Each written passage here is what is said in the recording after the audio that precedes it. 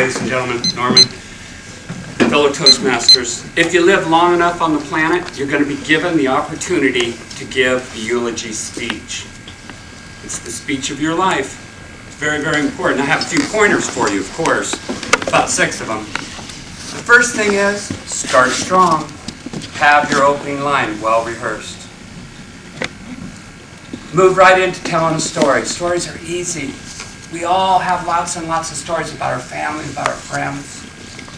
Move right into the story. Number 3, try to avoid the dirty laundry. It's a temptation. People have bad tempers. They drink too much. We're always tempted. I'm surprised when I see the eulogies. The negative stuff I hear. So cancel that. You might also be tempted by spirituality. I am. Everything that lives dies. It's stupid. Don't do it there. Spirituality, as in this group, is going to be a mixture of religious beliefs. You don't want to offend anybody. Don't do it. Grieving. It's hard. Hard to get your emotions under control with someone you love and care about. But you know what? You can make yourself cry. You can. You can make yourself laugh. You can make yourself cry. And you can vent that emotion. Lastly, realize it's a mission of healing. And all the family wants is to have someone say a few kind words. That's simple. I had a couple of friends. One of them was Rob Huffman. Rob Huffman was a great all-around guy. Had a super personality, charm and charisma. Wonderful smile, could make you melt. Always took time to talk to you. Rob had a smooth southern style. He was from Kentucky, but he used to say he was from Texas.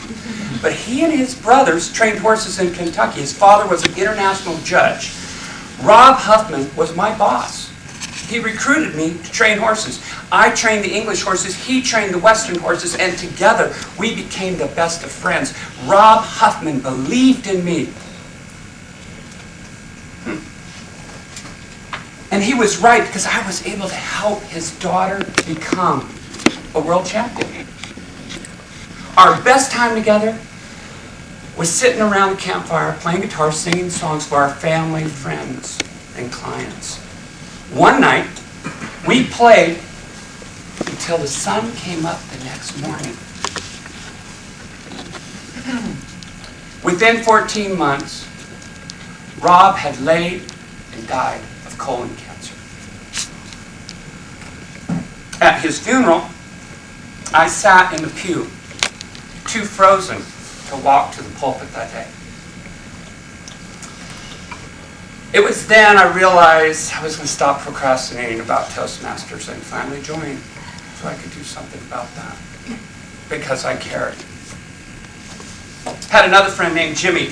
Jimmy, like Rob, had a great personality. We used to hang out together in the dance halls.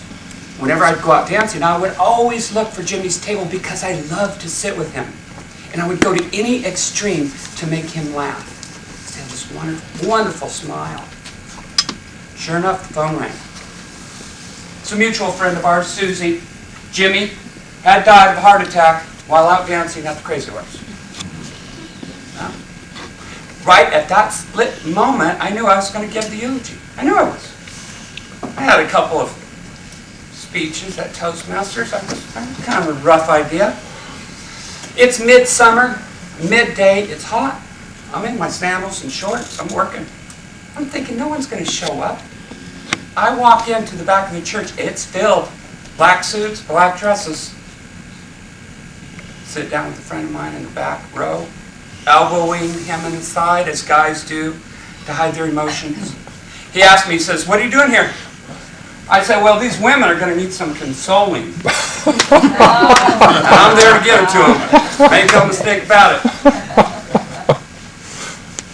Sure enough, the preacher gave me, the audience, an opportunity to say something. I stood up first, and from the back of that church to that pulpit, I walked up, and in a thundering voice, I said, Jimmy was short in stature.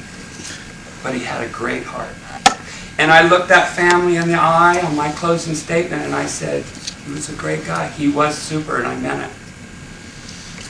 That day forward, for the next 2 months, I was complimented and thanked by people I never met. Now, I'm in sandals and shorts, and the preacher says to me, that dress code doesn't matter. No one even brought it up. When you give the eulogy, remember, start strong. Easy. Move right into a story. That's even simple. Very simple. And avoid the downside. Stay away from spirituality. Let the preacher do the preaching. It's not your job. Grieving, it's tough, but it can be done. I'm here to tell you, it can be done. You can do a good job done. And realize it's the last favor you can do for your friend.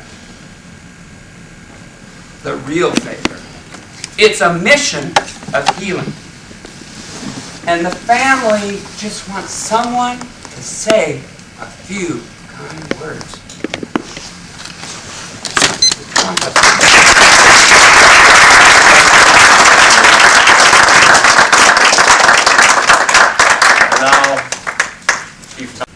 The runner-up in our international speech contest, John Koscki.